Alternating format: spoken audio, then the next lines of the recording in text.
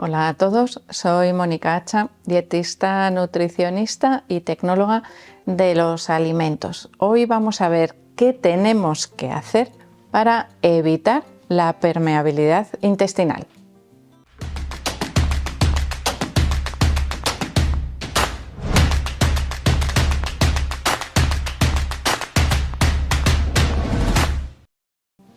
Cuando hablamos de permeabilidad intestinal, tenemos que tener en cuenta que el intestino siempre es permeable, es decir, ese término que se ha definido, ¿no?, como un problema de salud, la permeabilidad intestinal, nos puede llevar a muchos errores. ¿Por qué? Pues porque siempre nuestro intestino va a ser permeable. De ello depende nuestra propia subsistencia, por lo tanto, esa permeabilidad intestinal que queremos evitar no es tal, sino que lo que queremos evitar es una hiperpermeabilidad intestinal, o lo que es lo mismo, que vamos a decir, que la selectividad de nuestra membrana o nuestra mucosa intestinal se altere. ¿Por qué? Pues porque esa permeabilidad que tiene la mucosa del intestino es selectiva.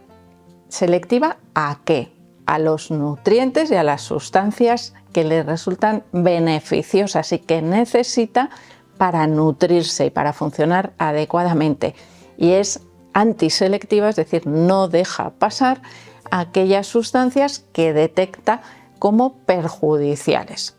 Si esa selectividad en dejar pasar lo bueno y bloquear el acceso a lo malo falla, en ese caso tenemos problemas de salud. ¿Y cuándo falla esa selección en esa permeabilidad, en dejar pasar unas cosas sí y otras no? Cuando la integridad, que es como se suele denominar, ahora os lo explico, cuando la integridad de la mucosa se ve alterada. ¿Eso qué quiere decir? La mucosa intestinal está formada por células que están unidas entre sí por unas uniones que dejan pasar. Es como si fuese, imaginaros una puerta eléctrica, ¿no?, que se unen las dos partes de la puerta, es decir, se cierra cuando hay electricidad, pero si no hay electricidad la puerta queda abierta. Bueno, pues algo parecido podría ocurrir entre esas uniones. Evidentemente no es una corriente eléctrica, pero hay algo que permite que cuando viene algo beneficioso lo deja pasar y cuando viene algo perjudicial bloquea su paso. Si yo esa unión, en lugar de mantenerla cerradita, ¿no?, o simplemente dejando pasar lo que me interesa, la hago más grande, ¿qué ocurre? Que no tengo capacidad para bloquear el paso porque estoy lejos, ¿no?, y no tengo esa capacidad para bloquear el paso de lo perjudicial y se me cuela por esas uniones que se han separado, que se han abierto. Y actualmente, y esto podríamos decir que es relativamente reciente, bueno, pues se conoce que hay algunos componentes de la dieta que favorecen que esas uniones sean más amplias, que se separen, ¿no?, esas células que limitan o que controlan el paso de lo bueno y de lo malo. Cuando esas uniones se separan, como os digo, permiten o dejan pasar sustancias que pueden resultar perjudiciales. ¿Quiénes son los controladores también de ese paso, ¿no?, los vigilantes, podríamos decir, de ese paso fronterizo? Son pertenecen a la microbiota intestinal, son principalmente los lactobacilos y las bifidobacterias. Esto igual os suena de algo, ¿verdad? Esos nombres son los microorganismos que forman parte del yogur, de algunas leches fermentadas y que ayudan a mejorar también nuestra microbiota intestinal. Por eso se suele recomendar el consumo de alimentos fermentados, porque nos proporcionan parte de esos microorganismos que tienen una función defensiva, de vigilancia de nuestro sistema digestivo. Por lo tanto, el primer factor clave para evitar esa hiperpermeabilidad o ese paso de sustancias que no nos interesan sería tener una buena microbiota intestinal, especialmente, como os digo, de esos microorganismos que forman parte de esa red de vigilancia de nuestro intestino.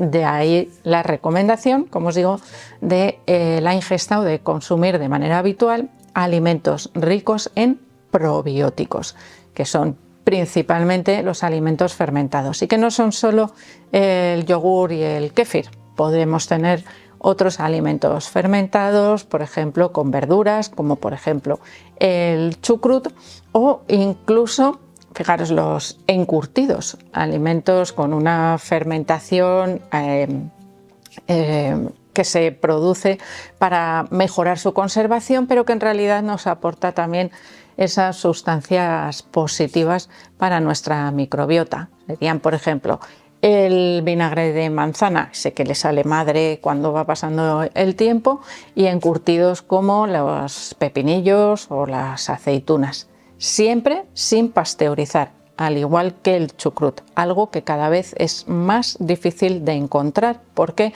Porque empeora visualmente el alimento, le hace tener como una capita en la superficie que cuando abrimos los consumidores el envase, decimos, esto se nos ha puesto malo, mira lo que le ha salido aquí arriba. Pues ahí es donde estaría lo bueno de esos alimentos. En segundo lugar, desde hace ya también algunos años, pues principios de los 2000 aproximadamente, se descubrió que hay algunos alimentos que pueden activar esa separación, ¿no? O empeorar la unión de esas células, depende de cómo lo veamos. Y uno de ellos es el gluten o el consumo abundante de alimentos ricos en gluten, por ejemplo, panes, pastas y alimentos ultraprocesados ricos en harinas, por ejemplo, en harinas que contienen gluten.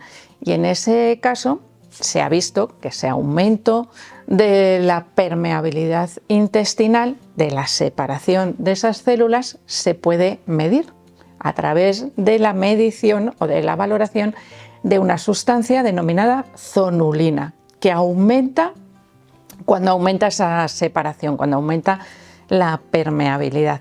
Esto es algo que todavía no está muy estandarizado, pero que cada vez es más frecuente que se analice cuando queremos valorar si existe o no permeabilidad intestinal. Si hay un factor clave en la afectación del sistema digestivo en general, podríamos decir que es el estrés. El estrés crónico, ese que hace aumentar los niveles de cortisol de manera elevada.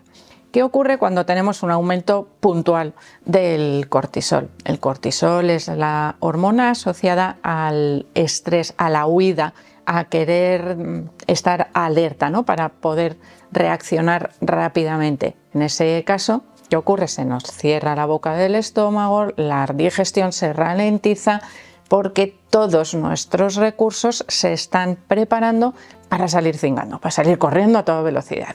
Y por lo tanto, imaginaros qué ocurriría si ese estrés es permanente, es decir, si esa elevación del cortisol nos sigue sus ritmos de subida y bajada, activación y vuelta a niveles normales, sino que continuamente estamos con esos niveles elevados, es decir, con nuestro cuerpo en una posición de huida.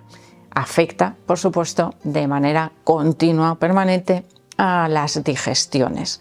Bien, puede ralentizar, por ejemplo, la digestión a nivel del estómago, reduciendo la producción de jugos gástricos. Se puede reducir la producción o la síntesis de diversas enzimas que necesita nuestro cuerpo para digerir adecuadamente los alimentos.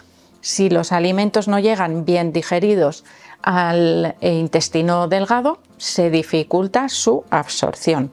Todo aquello que no se digiere y no se absorbe llega al intestino grueso. En el intestino grueso, que es donde reside la mayor parte de la microbiota, esos alimentos pueden causar inflamación. Esa inflamación activa la respuesta del sistema inmunitario y separa esas uniones del intestino delgado. Es decir, es otro mecanismo diferente, pero que también puede alterar esa absorción, o mejor dicho, esa permeabilidad intestinal, haciendo aumentar la separación entre esas células. Es como si cogiésemos un clavo y le hiciésemos agujeros a un colador de agujeros finitos. ¿Qué ocurre? Que esos agujeros finitos me dejan los pozos fuera. Imaginaros que queréis colar un café de puchero y, sin embargo, si yo le hago agujeros o cojo un colador con una malla más gruesa, me pasarán los pozos al café. De esa manera es como funciona la mucosa o la pared de nuestro intestino. Cuando hay un exceso de permeabilidad intestinal, es decir, no se filtra adecuadamente lo que pasa y lo que se bloquea, ¿qué ocurre? Que pueden pasar a la sangre trozos trozos parece que son visibles, no, porciones o trocitos de alimentos o de nutrientes sin digerir completamente, algo que activaría nuestro sistema inmunitario porque se detecta como algo extraño. Podrían tener mayor facilidad para atravesar esa barrera también los diferentes patógenos, es decir, microorganismos causantes de enfermedades, lo cual activa también la respuesta de nuestro sistema inmune y nos lleva a tener una inflamación crónica que nos produce siempre un malestar. Y por lo tanto, pues pueden aparecer diversas enfermedades o intolerancias a ciertos alimentos por un mal transporte, por una mala digestión y absorción de esos nutrientes. Así que es muy importante vigilar que no exista ese exceso de permeabilidad intestinal. Así que espero, por supuesto, que le deis al like del vídeo, no dejéis de suscribiros al canal y espero seguir viéndose a todos en los próximos vídeos.